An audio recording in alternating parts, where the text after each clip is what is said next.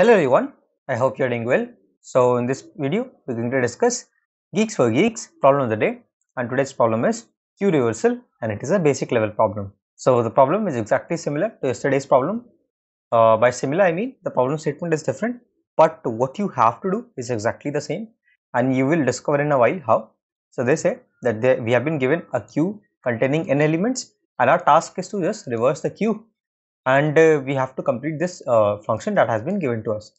So we have been given these elements, we just have to return a queue which all the elements are reversed. So the overall time and space complexity is both O of n, and we can solve it with a method similar to yesterday's method, and also there is one more method that actually didn't work in this case, but that could have worked in yesterday's problem. We are going to discuss that particular method as well, because one user pointed out yesterday that the question also mentioned that we don't have to use any external data structure. So we will see how we can solve such questions without using any external data structure. So first of all, let us discuss what we can do with the given constraints of the problem. So if we have a queue like this, if these are the elements 1, 2, 3, 4 and 5, I want all of the elements to be reversed, so the queue should be 5, 4, 3, 2, 1. Now if you have observed it already, it is not very difficult. Let me just construct a stack. Right, so this is a stack of size 5. Now if I pop out 1 from here, it will go at the bottom position, 1 here, then 2 will come here, then 3 will come here, then 4 will come here, then 5 will come here. So you see, I have done nothing. I have just taken all the elements from the queue and pushed them into a different stack. So the elements in the stack will be like this. Now I can again take this element, since my queue is already empty now, my queue doesn't have anything, and all of these elements will be removed. So let me just remove them. Now I can take the elements from this particular stack, since now the element at the top will be the first element to exit. So 5 will exit first, and hence I can push it into my queue. 5, then 4, then 3, then 2, and then 1. So this is how you can easily invert a queue or reverse the queue. So what is happening basically is, whatever was first in the queue became the last in the stack automatically, and whatever was the last in the queue became the first in the stack automatically, right? So you must be already familiar with this property, and we just have to use this property. Now one more interesting method of solving similar problems is that, for example, I'll tell you how to solve this particular problem with recursion. So let's say that you have a function. Let's say you have a function called helper, right? Inside this function, you are receiving your queue, right? And let's say you are passing it by reference. So this is your queue. Now what you can do inside your queue is, first we have to set a base case. So when queue.size is equals to 0, I can just return from here. I don't have to do anything. Otherwise, I'll take the front element of the queue like this.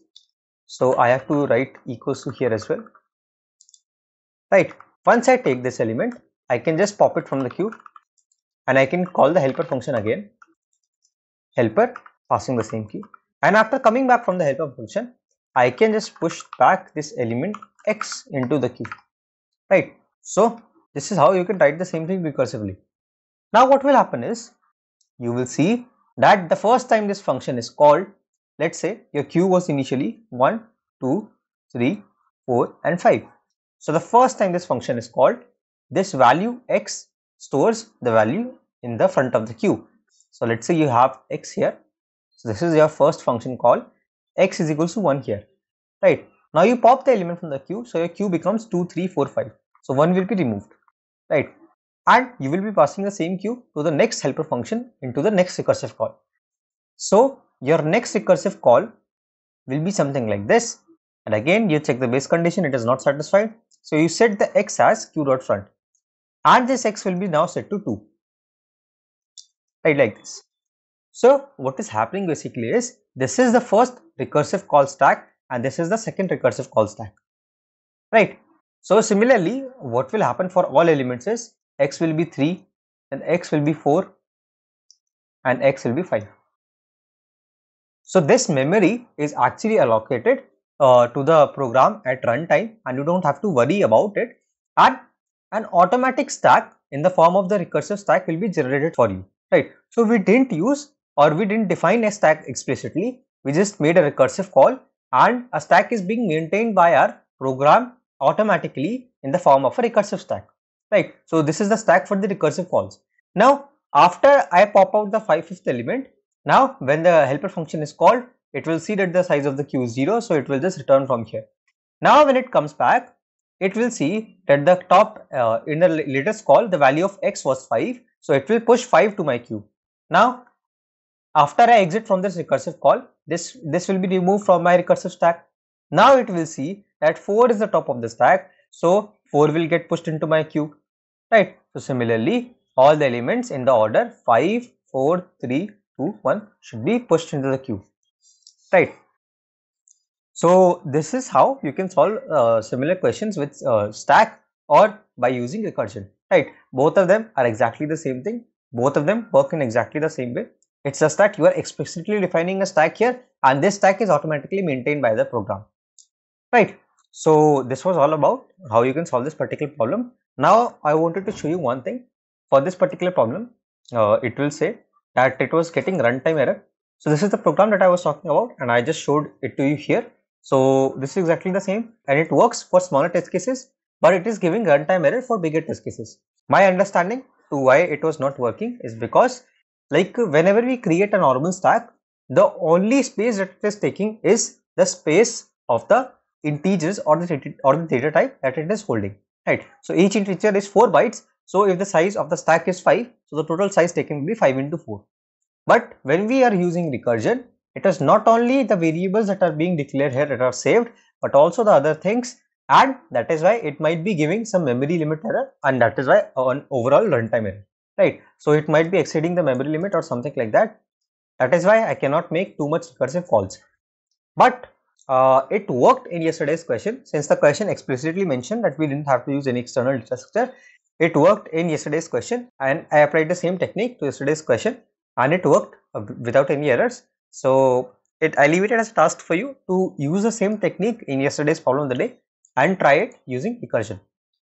Now that particular approach works in that question, but it is not working in this particular question.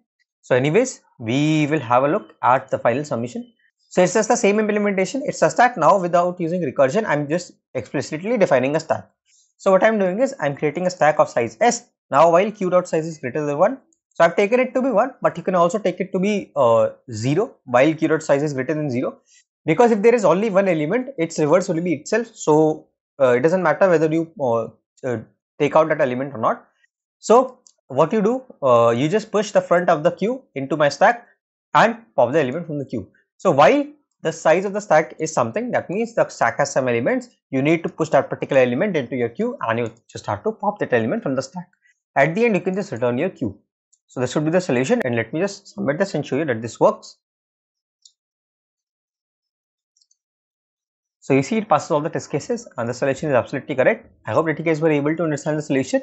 If you guys did, then consider dropping a like on this video, and don't forget to share thoughts in the comments, because your engagement with this particular video really helps the YouTube algorithm to understand that this video is actually helpful for you, and you'll be able to reach more number of people like you who want to keep solving new problems.